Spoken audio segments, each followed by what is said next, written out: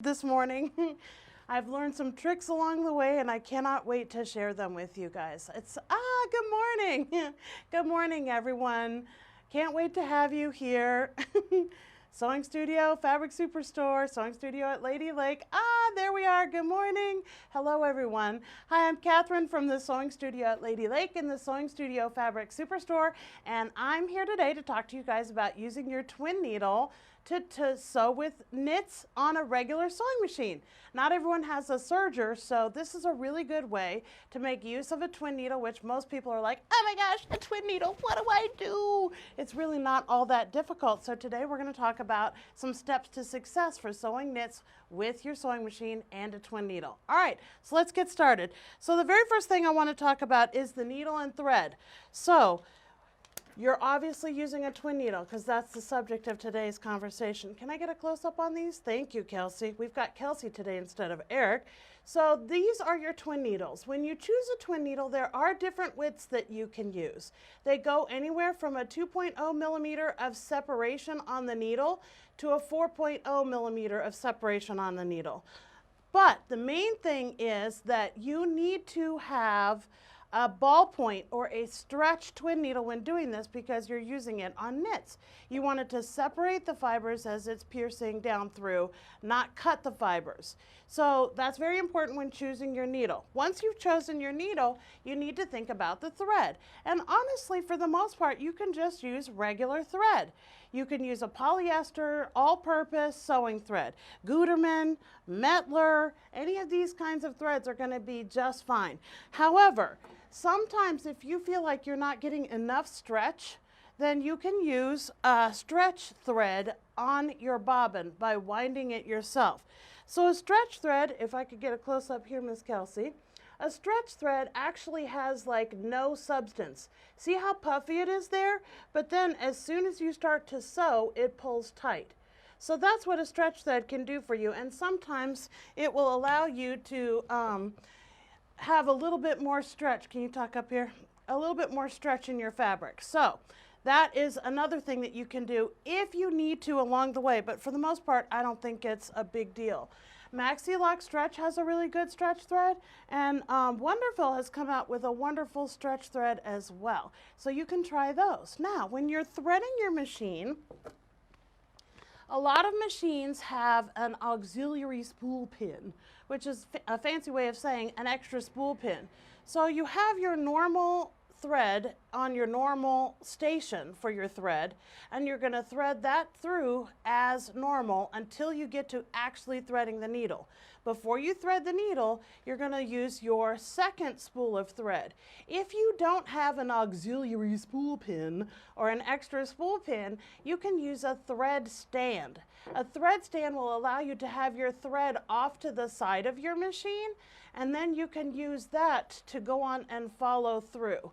So the extra thread stand should be off to the side because you want the thread to follow the same path that it normally would as it goes across. Okay, so you're threading your thread on the normal path like you normally would. Now when you get to actually threading the needle, remember here, you do not want to use your lovely threader that came with the machine.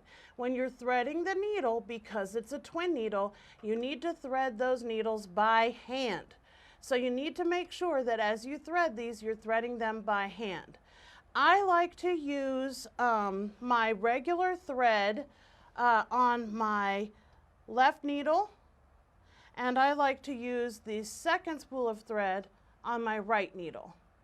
And then make sure you pull up your bobbin thread. So you have 3 threads there. You have your left needle thread, your right needle thread, and your bobbin thread. See, you got 3 threads kicking. Okay, so that's how we deal with the machine. All right, so now that we've got that, let's just talk about some of the settings that you'll need. If you need to loosen your tension a little bit because you might be getting tunneling, you want to practice first, of course, right? Okay, so tunneling is when the 2 twin needles, instead of laying nice and flat, they seem to pinch the fabric.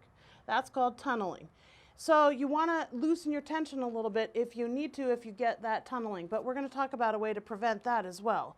Additionally, you want to make sure that if your sewing machine has a twin needle mode, that you put your machine into that twin needle mode. Very important, because it's going to keep you on track and not let you choose a stitch that you should not use. For the most part, you're going to be using a center needle position because your twin needles are going to jump the hump of that normal center needle position.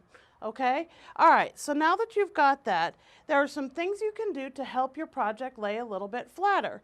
First of all, if you want to put in a little tiny strip of a fusible interfacing, a knit interfacing, there's a couple of different ones. There's French fuse, there's cloud cover, but you can cut yourself like a little 1/2 inch or 1 inch strip of that and pre-iron that into the hem of your garment before you actually sew that hem up. That's one thing that you can do.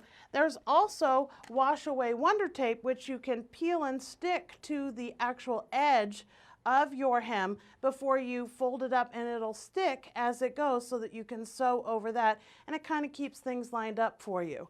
So there's wonder tape that helps you with that as well. Okay, so now we get to actually see what I did today.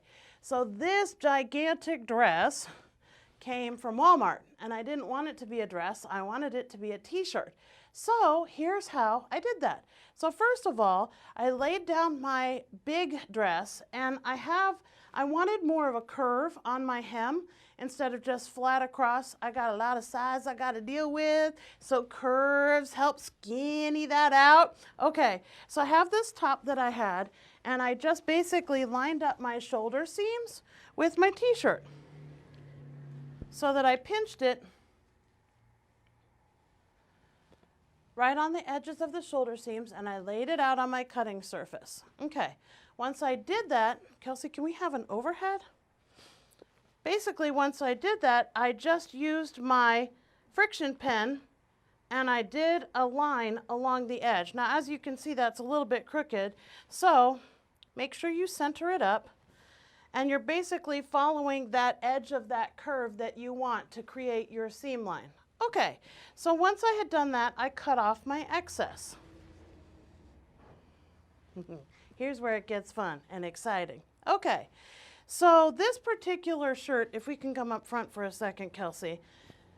So I've got a nice short normal length t-shirt going, and I took the excess that I had cut off of the hem of the fabric, and I created cross-angled insert side panels just so that I could shake up the shirt a little bit and give it something a little bit more interesting. So I've got vertical along my sides, making me tall and skinny, and I've got the normal horizontal on the shirt. Okay, so if we look real quickly, I only did one side, and Kelsey, you can go to the overhead on this. I took my little bit of my knit stay tape and I just pressed it onto my hem. And by press, I do mean press and release and press and release. You don't want to smoosh your iron along. So I've got my knit stay tape pre-pressed into my hem. And then once I did that, we can go close up for this, Kelsey. I used my twin needle. Let me get to a black spot. You can see it right there. So I used my twin needle for sewing. And look, there's stretch in there, plenty of stretch for me. And on the back side, this is where it looks kind of funky. See how it kind of looks like a zigzag? That's because you have your one bobbin thread and your twin needles. So your bobbin thread is going, I'm on the right, I'm on the left, I'm on the right, I'm on the left. So it doesn't know what to do. So it allows you that extra stretch. So once you have sewn your desired seam allowance, now female garments are pretty close to the edge, and you'll notice that male garments have the stitching a little bit further away. There's more distance between the seam line and the hem line, okay? So once you have that done, you're going to get a hold of the excess that I have in here. See, I have all that excess, and I'm just going to trim that away.